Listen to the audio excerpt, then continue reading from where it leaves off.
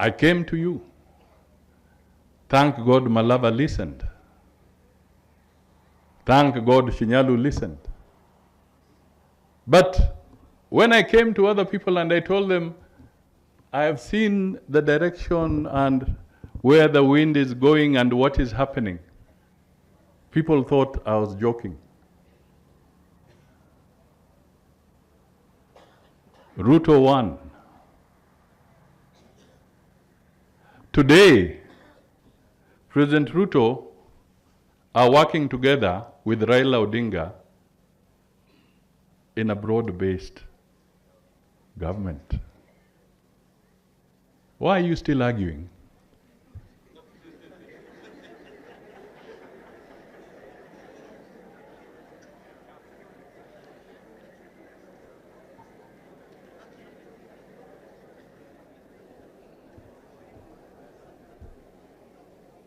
So, we have been selling ourselves short. We, as a community, have been selling ourselves short. We have not been applying our full intellect to matters of this nature. We have been selling ourselves short. We are all guilty in that context. Because we have not been taking the trends, the political trends in a nation seriously.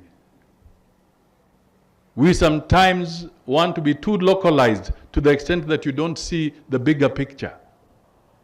Let Malava show us the way by showing us what is good for Malava and what is the bigger picture. Do you know, I've been telling people it's usually very difficult on African soil to defeat a president who is looking for his second term. If you go back, we now go back to the era of Moi. We move away from his first 14 years when it was single party. We now come to multipartyism in 1992.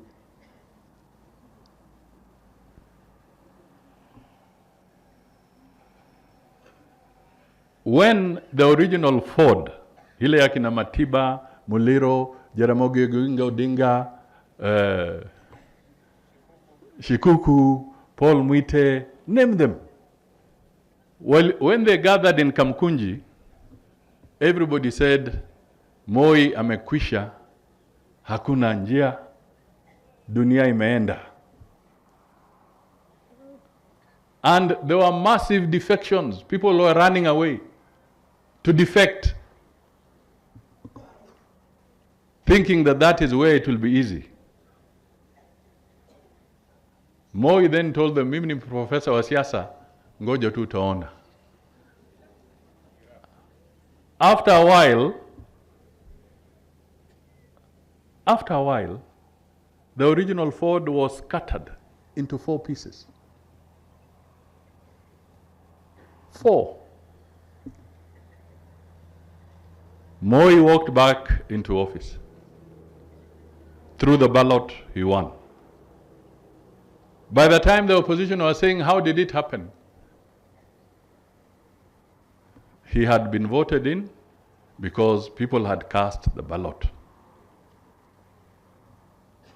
When it came to 1997, Moi calculated he had 1 more term under the new constitution at that time. Again, they thought it was whatever. Moi maneuvered, campaigned, Moi won. Kibaki came in 2002 because Moi was no longer on the ballot. And Kibaki won. This is so important to our people. Please listen to me. We then moved from there. We came to the one of 2007. Because Kibaki won 2002 without any challenge. We came to 2007. Mimi na wakina Umbima hapa na wengine tukakuwa kwa ODM.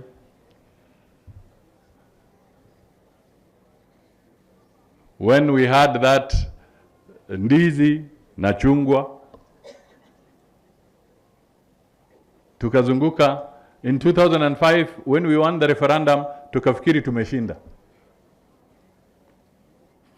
Huyu mzee Kibaki sijui alisema hiyo ilikuwa referendum, haikuwa general election. Kufika general election in 2007-2008, Kibaki akabadilika akakuwa PNU. Kibaki was a different person. Whether we debate or whatever, he got his term.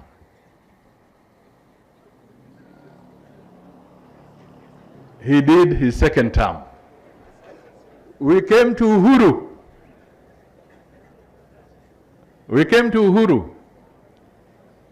Uhuru won his first term after Kibaki.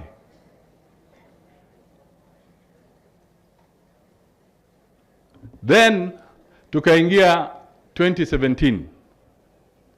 Wakati ule watu wakasema, we Musalia, tumekasirika na wewe. Sasa fanya kazi na baba namna hiyo. Nikasema all right. Lazima tufanye namna hiyo, nikakubali. Nikaunda NASA. Mimi ndio nilikuwa nikisema NASA Uhuru, NASA Ruto, NASA hawa. Ama mmesahau? Si ndio mimi niliunda National Super Alliance. Nikazunguka Kenya nzima na NASA.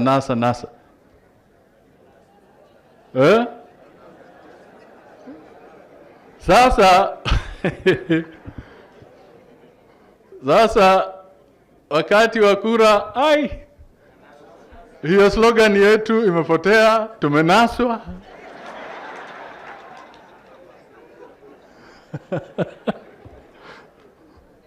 Mambo ikabadilika. And Uhuru got his. Wakasema, tuende tufanye nini, hata petition, kufika petition, kumaliza petition. Now kurudi kwa uwanja, engine imekoza mafuta, mambo imekuwa ngumu. Uhuru akapata his second term. So to defeat an incumbent who's looking for his second term is something else.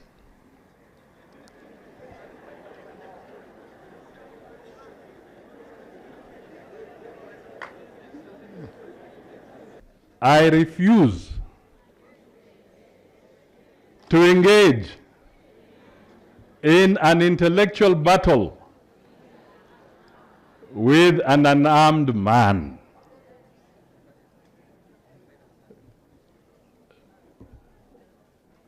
That gentleman is talking about refusing to engage in an intellectual battle with an unarmed man. Because you shape opinion. I am here because you are armed with knowledge. So I am talking to people who are intellectually armed. I've come to engage you because it is a moment of critical importance to the people of Malava, to the people of Kakamega, to the people of Western Province, and to the people of Kenya. Because what you do here has an impact on the whole nation. It does not end in Malava. It has an impact here and beyond. So when your teachers came to see me, the leadership of the teachers. We had a conversation. And they said, we are not alone. There are others behind us.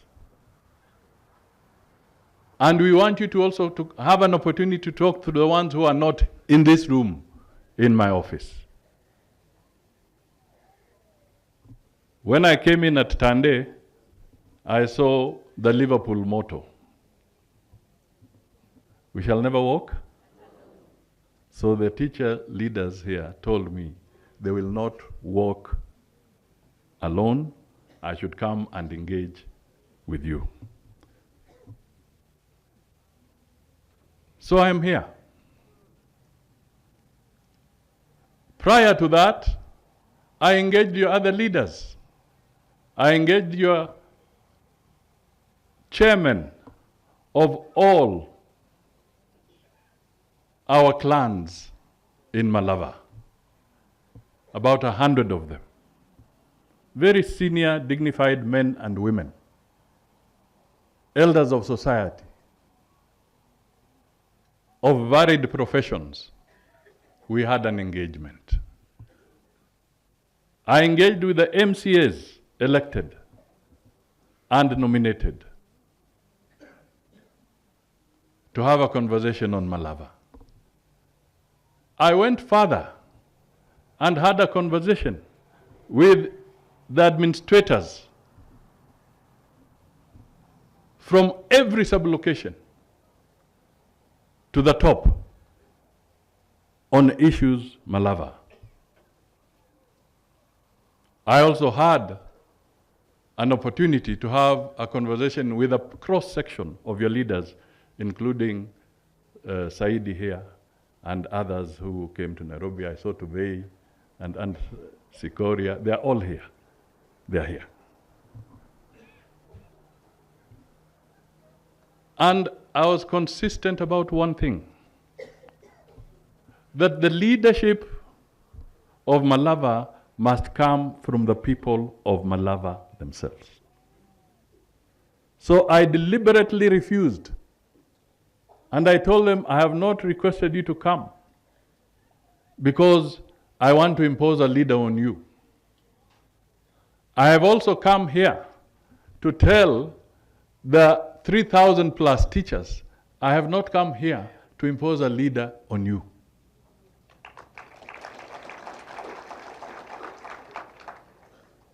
So if you are waiting for me to pronounce the name of a candidate, you will wait for a very long time. But I came here so that we can have a conversation.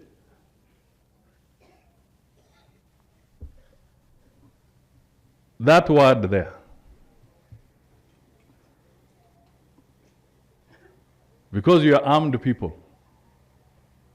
I came here so that we can have a conversation. What leadership does Malava deserve?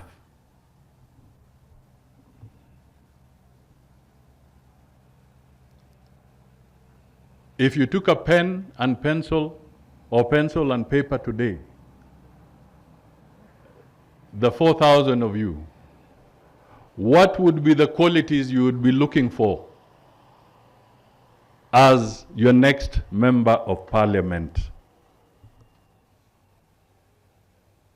You are opinion shapers. You cannot be bystanders. You cannot hide behind clans. Even me, I come from a clan. This is not the time to evaluate leadership on the basis of a clan, on the prism of a clan. Wache yo mchezo.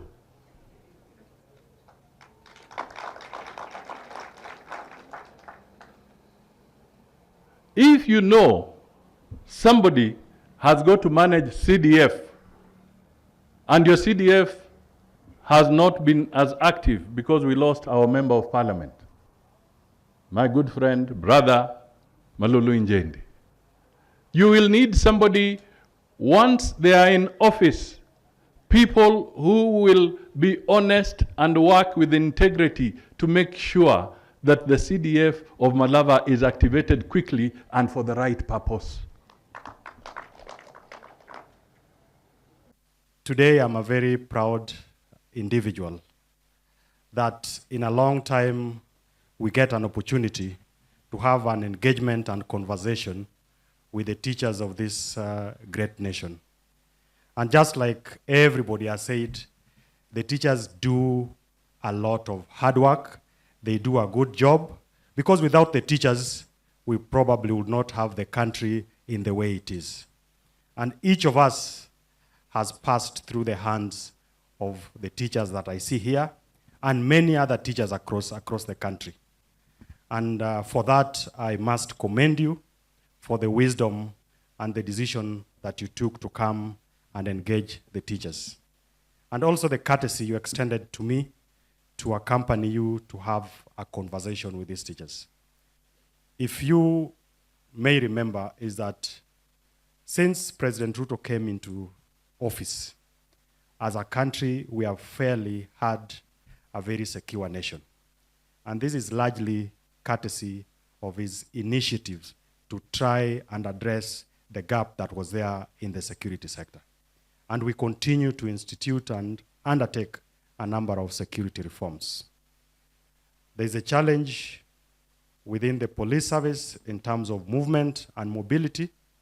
I know even in this particular sub-county, we only have one vehicle that is being shared across by our officers. I just want to give the commitment that in the next 2 weeks, we will get an extra vehicle as we work on the broader leasing program for the vehicles that is supposed to support our police officers and other government officers. In the education sector, there is only one case that has been reported as a sexual offense case. And the PS Bitok has spoken about the policy within the Ministry of Education. I'm looking forward to a day when we do not have any such cases.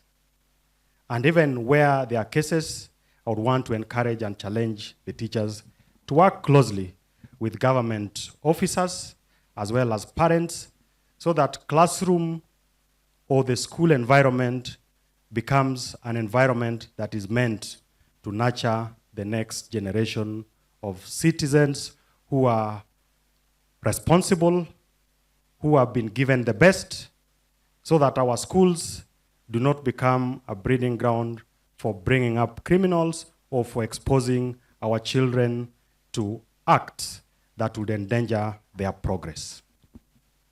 Number 3, again, looking at that report, and it speaks to the gap that exists in the student-teacher ratio. At the primary level, it's 1 to 34. At the JSS level, it is 1 to, I think, around 40. And then at the secondary level, it's 1 to 32. But universally, acceptable ratio should be 1 to 25. And when you think about it, that we are yet to achieve that universal ratio, despite the massive investment that President Ruto has put in place, it speaks to a big gap that has existed progressively over many years. 76,000 teachers hired in a record 2 years, another 20,000 by the end of this year, will help us bridge the gap and move towards achieving that universal coverage and access for our students. Because our education must be accessible, it must be affordable, and it also has to be quality education. We are addressing issues on quality, we are addressing issues on access, the same way we are also addressing issues on affordability. And the Ministry of Education, I was talking to the PS, has even heeded to that demand to make education affordable by reviewing the school fees going forward. And it's important that we applaud and appreciate the government for those measures. Now, I want to speak to you as a fellow professional. And I've listened to a lot of the issues that you have raised. And with your indulgence, Your Excellency, these are people who have gone to school. These are graduates. These are people who are meant to make a difference in this country. And at times, it's important that we take time to take stock of where we were as a country, where we are today, and where we are going tomorrow. I know there are concerns around the pay for the teachers. There are concerns about infrastructure for our learning institutions. And there are concerns even on issues to do with healthcare.